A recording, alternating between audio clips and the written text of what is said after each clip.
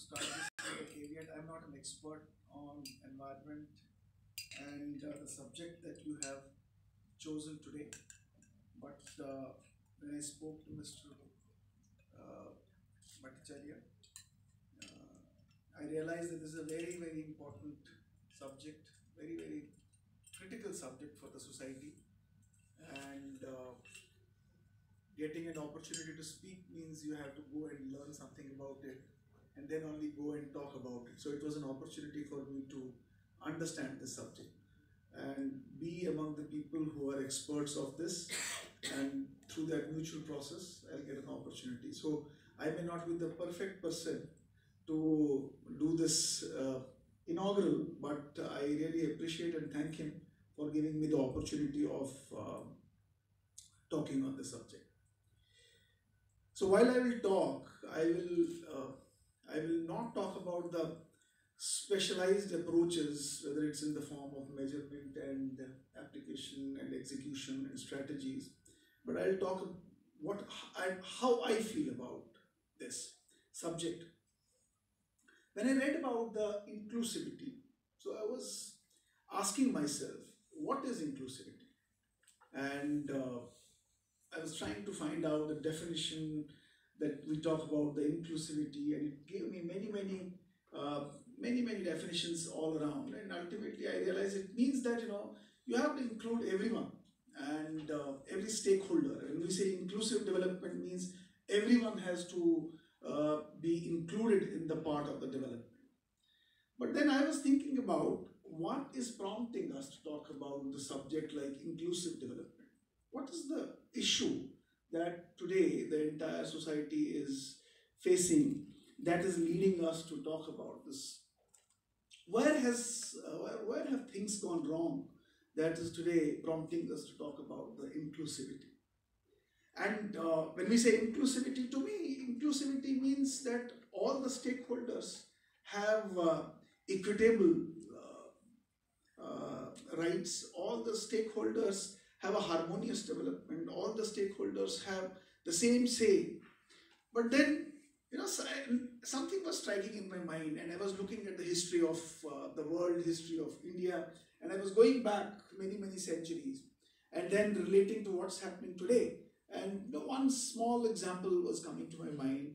It's like a team of 11 or group of 11 people. Some people are wealthy, some people are wealthy, some people are poor, and then suddenly one poor person gets up and he gangs up with some people and loots all the rest of the people, and after looting everyone, he now decides, because he becomes the rich, the rest all become poor, and when he becomes rich, so he decides that now we have to now make everyone rich as well. So he opens a school, and he then tells everyone, you come and get admission in the school, and I will tell you how you will become rich. And that's how he starts dictating people. And this is what has happened to this world. And today in the global platforms, when the global agencies are talking about, now we have to be inclusive, we have to be equitable, I sometimes wonder, where did this issue of equity, equitability, inclusivity, where has it emerged? And then it takes me back to some centuries back, and I realized that there was a Treaty of Tordesillas in somewhere in 1494. If many of you are aware, there used to be two big giants fighting with each other. One was Portugal, another was Spain. And these were the two big powers of their times, and they used to fight with each other. And because they were mighty ones and they were looting each other for many years, eventually the church had to intervene, and that intervention led to a treaty. And the treaty led to dividing the entire world into two parts. And one of the part was the western part, and the another part was the eastern part. The western part, they decided that the Columbus will go and start working on that side. On the eastern part, Mr. Vasco da Gama was given the responsibility. So these two countries decided how they will loot in an organized way around the world. and the rest is the history. What happened to the America? They said they discovered America, and Mr. Vasco da Gama said he discovered India. To his idioticity, both of them existed for many millennials, and then the history tells us what they did to America. America is not America anymore now. The original inhabitants, the original people of America, what happened to them? They are nowhere. But same thing they did with India, and for last couple of years and then centuries, they kept on doing it. And through that organized loot, they went back, and then they created an industrial revolution in Europe, saying that now we have become the most established class in the world, because they had looted money from all around the world. And after that industrial revolution, they came with new technology, and for that technology, they needed resources. And to have those resources in their command, what did they do? They created laws, and they created policies, and they created procedures, and through that organized procedure, they started looting the world. Now, if you see, this is the beginning where the world started having problems. Today, we have problems where we are having the issue of water is not there, where we are having a good crop is not there, where we are having health issues. I was looking at UNDP, the top 6 challenges today that world is facing. The first one is poverty. The second one is you have the issue of hunger. The third one is the healthcare. The fourth one is education. The fifth one is diversity, gender inequalities. And the sixth one is water and sanitation. Now, these are the 6 biggest problems. I was looking at these 6 problems, and they are very serious problems that we are today facing. If you look at the poverty, more than 1 trillion people around the world is suffering, and they are having less than $1 earning per day.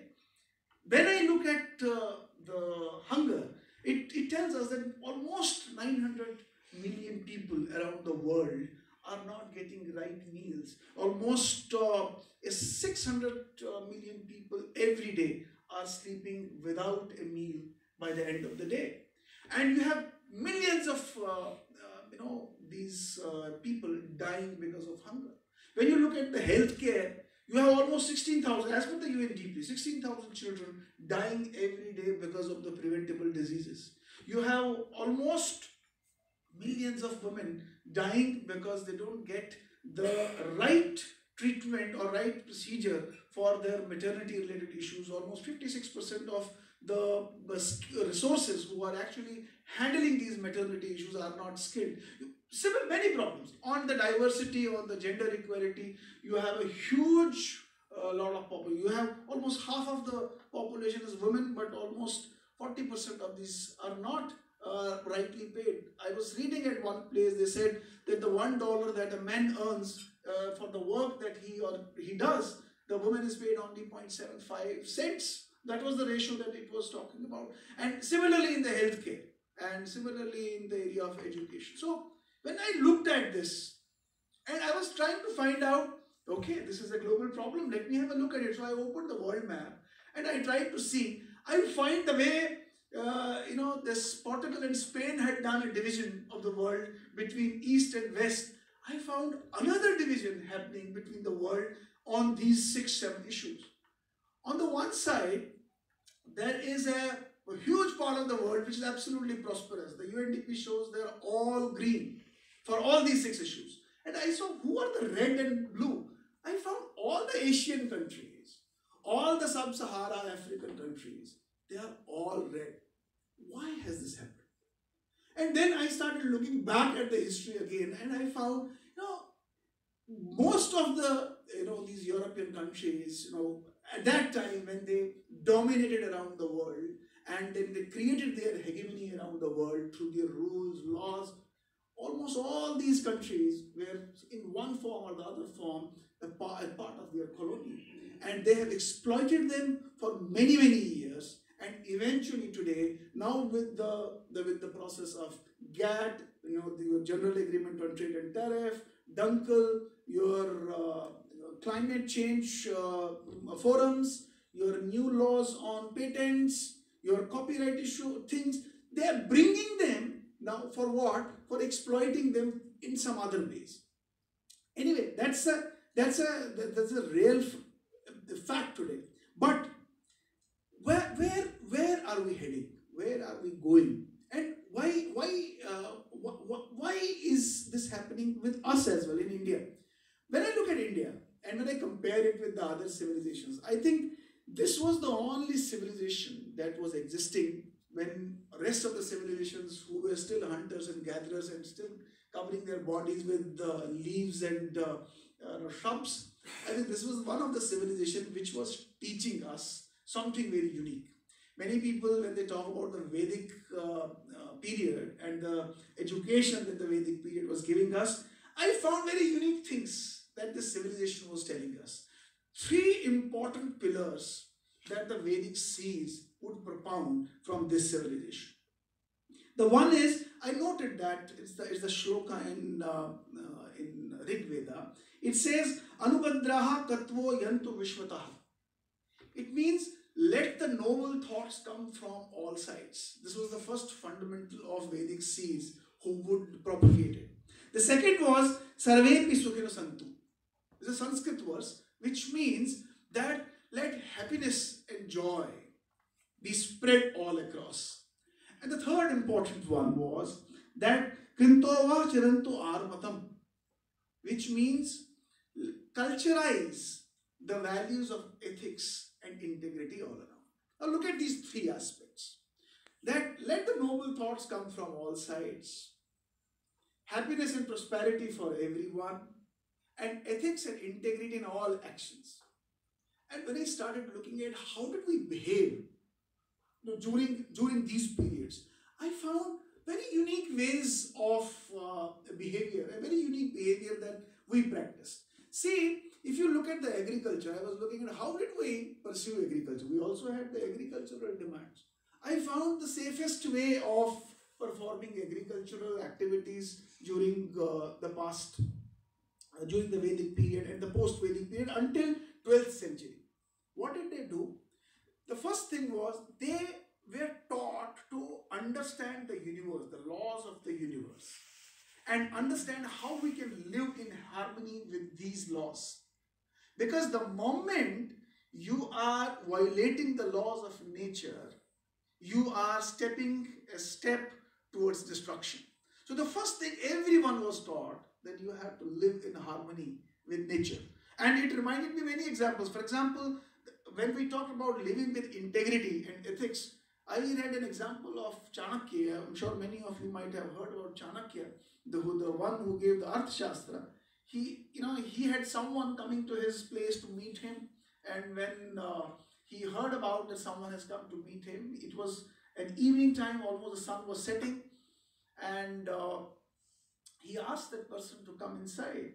And when that person came in, he asked him, so you have come to meet me, what's the agenda? He said, I have a personal agenda. And what does Chanakya do? He lights off the lamp which was burning. And the person asks him, why did you light off the lamp? How can we speak? He said, see, this is our personal conversation. This has nothing to do with the state. And I'm using the oil of the state.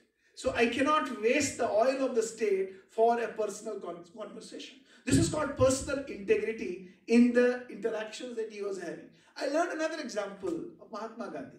Gandhi was once, at Nehru's place, Jawaharlal Nehru's place, and they were supposed to have lunch, and he was washing his hands, and while washing hands, they were interacting. I read it in his book.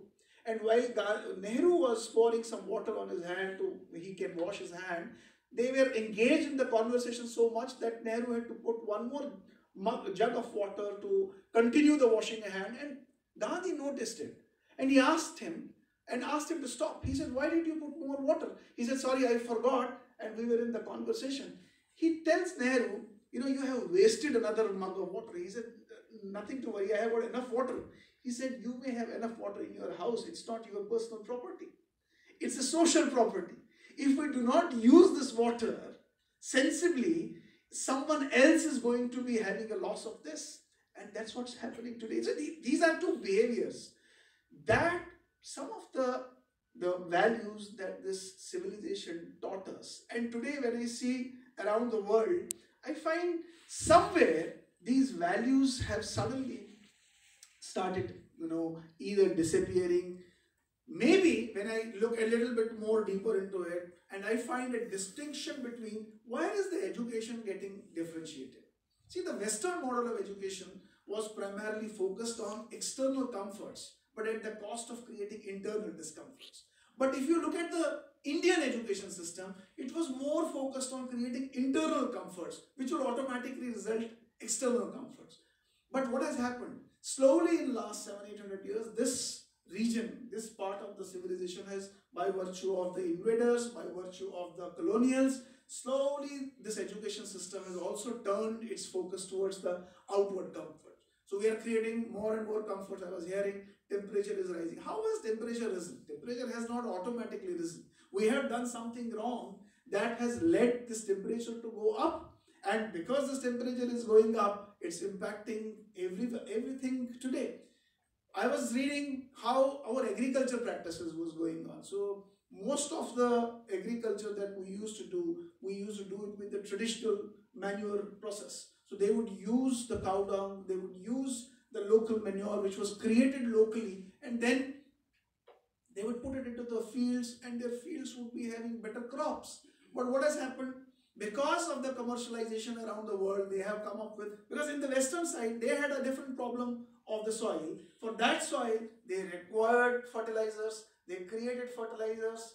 Those fertilizers were started being sold in India as well. Now in India, they are selling these fertilizers. Resultantly, what has happened? The soil has become poor in quality. The insects, those who were friendly insects, we call them earthworms. The friendly earthworms, they have started disappearing from the soil because they used to create fertility of the soil, and ultimately it used to create better yield and better crop. We used to have the local seeds, we got them, locally produced seeds, and those locally produced seeds were being used for agriculture. But what has happened? Because of commercialization, new seeds are being, genetically modified seeds are being sent and sold, and because you are getting all this, it's actually impacting your local production system, it's impacting your local consumption system. And then when you are using these fertilizers which are being sold by all these so-called MNCs, it is resulting into poor health, because what chemicals they are passing on into the earth, from earth it's passing on into the crop and the yield is being consumed by the human beings, and eventually it is resulting into the situation of bad health, poor health, and it's becoming a vicious circle for all of us. So, do we have a problem of food shortage? When we look at data, we don't have a shortfall of food. I am looking at the 17% more than what is being required by human beings today is being produced on the earth. But then there is more than 16% of people living without food. Why? So somewhere these questions have to be answered, because for the sake of creating wealth in one area, we have snatched resources, we have snatched wealth from some other area and keep making these people live in hunger. Then for the sake of controlling, we have created wars, we have created conflicts, and because of those conflicts, it has resulted into various demographic changes, and those demographic changes eventually is leading to further problems. What I think is that if we have to be productive, we have to engage these people who, for example, when we say poverty, almost 800-900 million of people around the world who are not having the best earnings with them. The world needs to see how we can create opportunities for them and also bring them into the economic mainstream. Because what I feel, if we bring in the population, which is deprived one, into the economic mainstream, it can not only help them, it will help the world as well to increase its share. So it's not about world increasing their share in the pie. It's about increasing the size of the pie itself, so that everyone has got equal opportunity in earning. The second one is, I think, the resources that we have unutilized today, or the assets which are being unutilized, because we have used most of the assets wrongfully, only for specific purposes, and those purposes were being exploited by certain strong regions. But if we have to now look at the resources which have not been utilized, I think there is a need to see how we can use those resources in more rightful, ethical manner, so that the problems that have been created by not using efficiently those resources, if we can use those resources more rightfully and more meaningfully, it can create a more harmonious society. I think there is one more need that we must look at, how we can integrate, we can look backward. I think our traditional systems had some value. It had certain messages for the society. It was wanting society to be more closer with the nature. It was educating everyone that we need to live in harmony. I think their practices were emerging out of those values. So there's a need for us to relook back and see how those traditional practices can be integrated with the modern practices. If we only pursue the modern practices, there is more damage in the store. But if we start looking backward and start integrating with our traditional practices, I think it may recreate the way we are looking forward. Technology must be used, but it must be an inclusive technology. This technology should not be harming the society.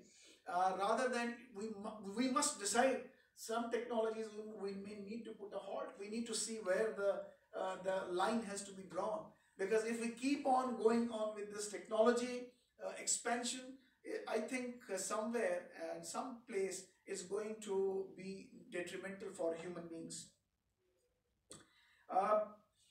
And some of the practices that in India we have been looking at, for example, we had that zero budget farming. It had all inclusive sets into it.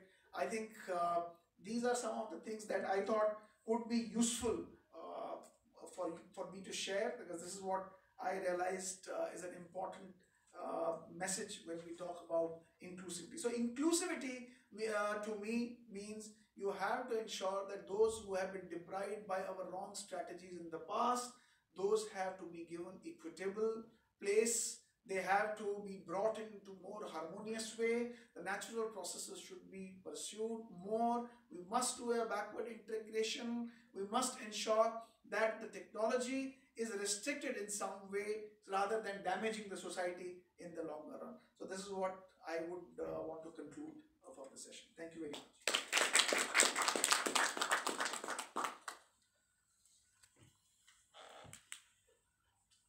Thank you so much, Shri Nehru ji, for enlightening us on the importance of inclusive development as a country we should focus, and also highlighting the key challenges we as a country are facing in the areas of poverty, healthcare and education. I'll now request the honor guests, and I also request Dr. Tanya Bhattacharya, founder CEO of the Celesitial, and Professor Sunsuke Managi from the Kyushu University, and Dr. Satoshi Kojima, the principal researcher from